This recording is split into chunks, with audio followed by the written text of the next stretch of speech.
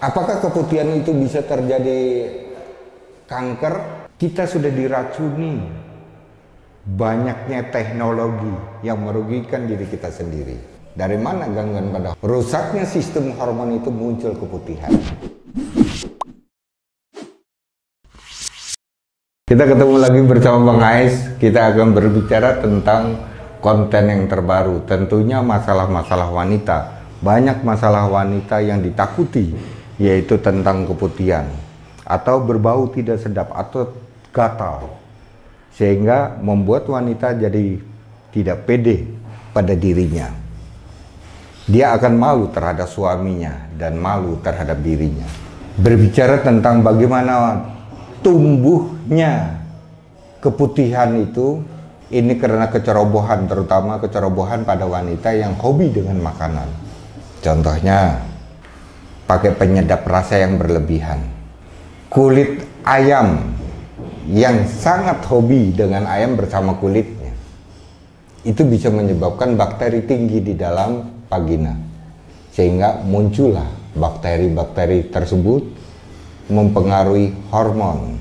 Rusaknya sistem hormon itu muncul keputihan, sehingga keputihan itu dianggap bahwa itu adalah penyakit yang tidak bisa diatasi atau tidak bisa disembuhkan. Karena banyak terjadi, setelah kita obati dia akan sembuh untuk sementara, terus muncul lagi. Yang kedua, setelah keputihan ini berlanjut, dia akan mengganggu menstruasi yang tidak teratur. Kadang di dalam 1 bulan hanya sehari 2 hari menstruasinya sudah selesai. Masih di dalam 1 bulan tumbuh lagi menstruasi hanya 1 hari. Ini artinya menstruasi tidak teratur, ini ada gangguan pada hormon. Dari mana gangguan pada hormon? Dari sistem makanan atau pencernaan yang tidak bermanfaat atau merugikan pada kesehatan bagi seorang wanita. Contohnya makanan apa saja? 1. Kulit ayam. 2. Hobi mie instan atau MSG yang berlebihan. 3. Hobi ayam bakar atau ikan-ikan yang dibakar, ya. Kemudian didukung lagi dengan banyaknya minuman-minuman kemasan siap saji. Kita tahu minuman yang tidak sehat adalah minum yang ditimbun sudah berbulan-bulan, mungkin 1 tahun baru dikonsumsi kita. Itu adalah minuman yang tidak sehat. Minuman yang sehat itu bagaimana? Minuman yang begitu direbus langsung diminum itu adalah minuman sehat. Kita sudah diracuni banyaknya teknologi yang merugikan diri kita sendiri. Kita tidak sadar bahwa itu akan mengganggu pencernaan, akan mengganggu hormonal. Kali itu sudah terganggu, maka satu pesan saya bagi seorang wanita, kerugiannya apa? Menghambat perkembangan keturunan karena hormon rusak. Saya banyak sekali menangani yang berkeluh, Pak, saya sudah 8 tahun menikah, belum punya anak. 10 tahun belum punya anak. Masa mudanya dengan cara seperti itu. Makanan siap saji itu menjadi santapan utama. Mie instan selalu santapan utama. Minuman siap saji tanpa direbus, dia anggap dengan minuman botol itulah higienis. Tidak. Kalau kita melihat kerja daripada pabrik, itu adalah air yang tidak dimasak. Paham? Itulah kerugian bagi kesehatan kita. Maka dari sekarang kita sudah mulai belajar.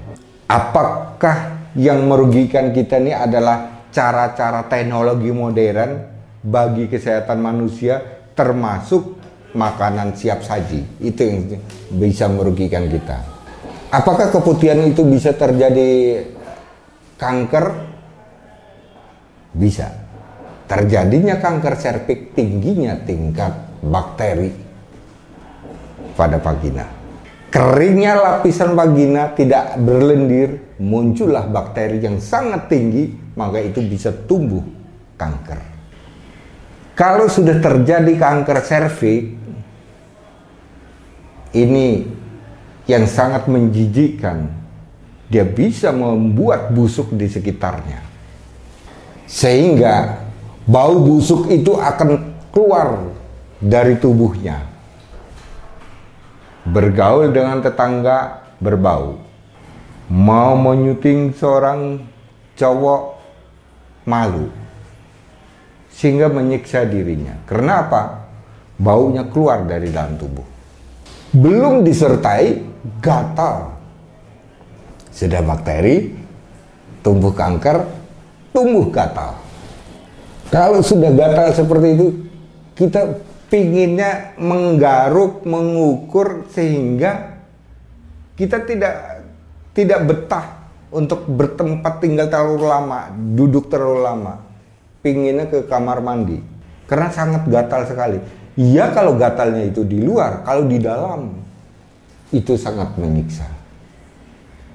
Bukan 1-2 orang saja yang terjadi, tapi sudah jutaan orang yang terjadi. Bahkan banyak orang yang meninggal akibat kanker serviks.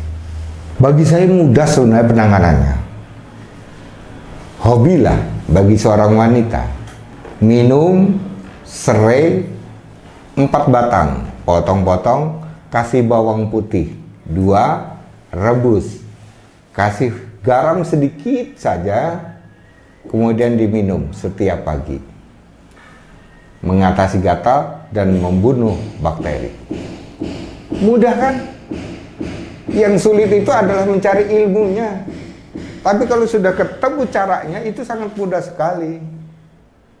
Hanya serai sama bawang putih, di dapur banyak. Kenapa kita jadi pusing? Kita berobat ke Singapura, pulang ke Indonesia masih begitu juga.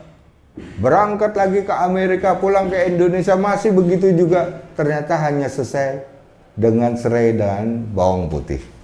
Itu kalau tumbuh bakteri dan gatal. Kalau sudah tumbuh kanker, ya kita harus menggunakan benalu. Mau tidak mau. Benalu serviks kita harus menggunakan benalu yang sifatnya pahit. Ya, sifatnya pahit. Sifat pahit itu gimana? Benalu yang tumbuh di mahoni. Nah, biji mahoni kan pahit, Pak. Ini untuk membunuh kanker serviks yang berikut dengan munculnya gatal.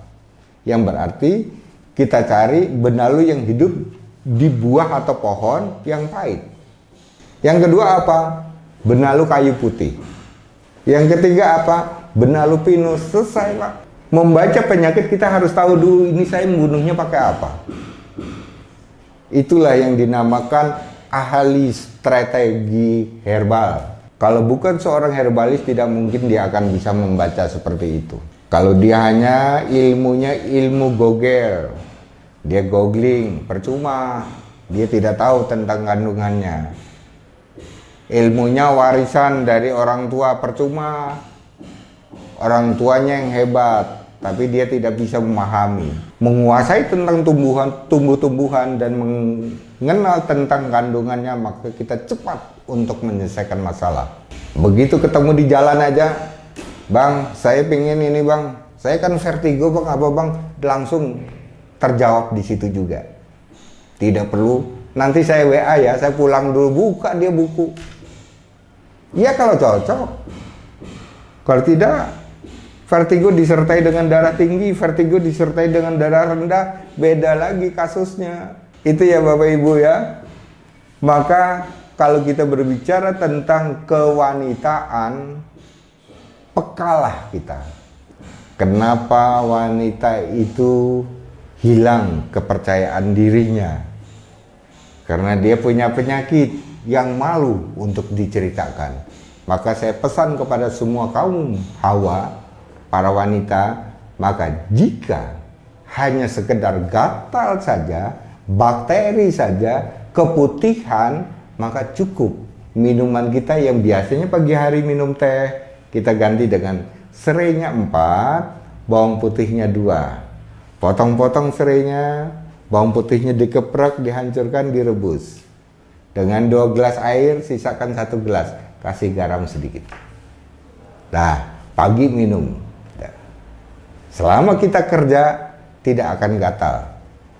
karena ada antibakteri yang kita minum.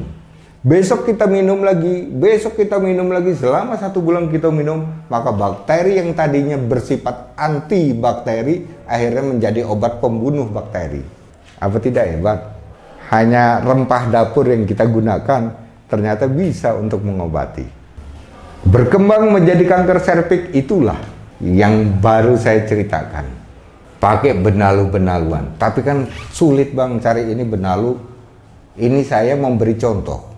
Bagi mereka yang memang mengaku dirinya sebagai herbalis, maka mampu untuk memberikan paparan. Saya mau cari barang yang sudah jadi aja lah bang. Barang yang sudah jadi punya kita namanya Bimba. Itu untuk keputihan, untuk gatal, dan kanker serviks. Bimba bisa mengatasi semuanya, baik gatal, bakteri, maupun kanker serviks. Itu adalah di Bimba. Mau order, nih nomor ini. Tinggal klik, pesan, Bimba kita kirim. Di dalamnya sudah lengkap. Bahkan Bimba sudah kita lengkapi dengan bunga pinus. Salah satu bunga pinus itu bisa untuk membunuh sel yang berkembang menjadi sel kanker serviks. Itu adalah bunga pinus.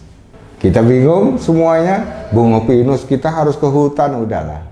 Ambil aja Bimba, selesai udah masalah. Tidak berbau, tidak bakteri, tidak keputihan, kanker serviks sembuh dengan Bimba. Begitu saudaraku, paham ya?